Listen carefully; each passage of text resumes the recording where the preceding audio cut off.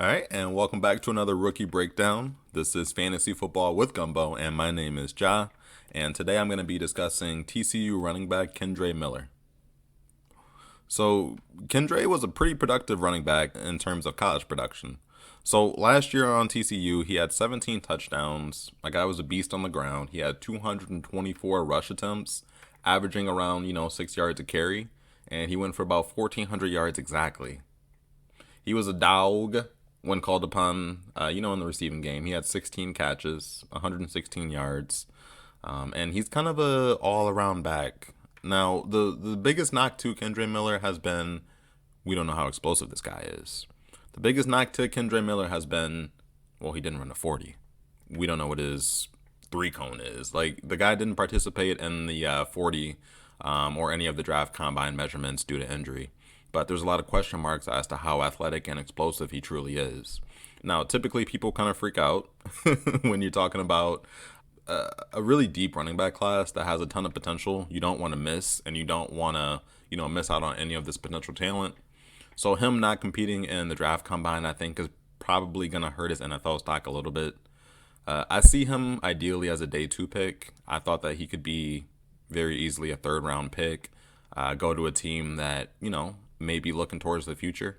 So even teams like the Giants, like the Raiders, even the Cowboys, I mean, they franchise their running backs respectively in terms of Tony Pollard, Josh Jacobs, Saquon Barkley.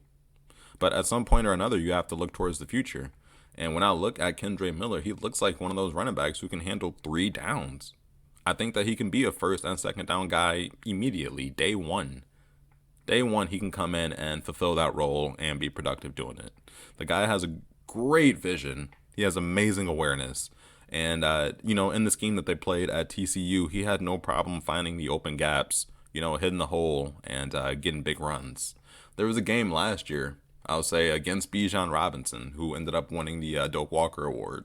But in that game, it was TCU versus Texas. Kendre Miller had this 75, I think it was, yard touchdown, in which, it's the third quarter, it's a 3-0 game. Kendre Miller runs through like this outside zone gap and just paces up the field. And now keep in mind there's a safety back there who's around 10 to 15 yards deep. Kendre Miller essentially cuts through that gap, runs up the field, out sprints the safety, and scores a touchdown with about 5 to 10 yards of separation. So I'm not, particularly worried about his explosion. He ended that game against Bijan with 23 or 24 touches, over 130-ish yards, and that big touchdown. But that's more to show you that Kendre Miller can compete alongside these, elite guys.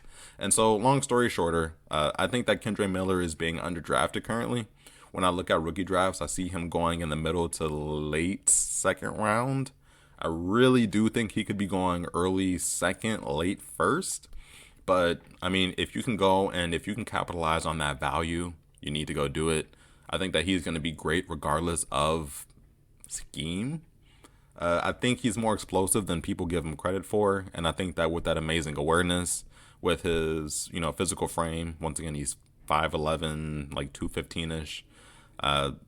His game is going to, it's the perfect translation to the NFL. And regardless of where he goes, he's going to be a dog. And I think that easily by the end of next season, we could be talking about Kendre Miller as potentially a top 15, top 20 running back in fantasy football. But let me know down below in the comments what you guys think of Kendre and if you agree with him potentially being a top 20 running back this time next year. Hope you guys are enjoying your off season and happy fishing.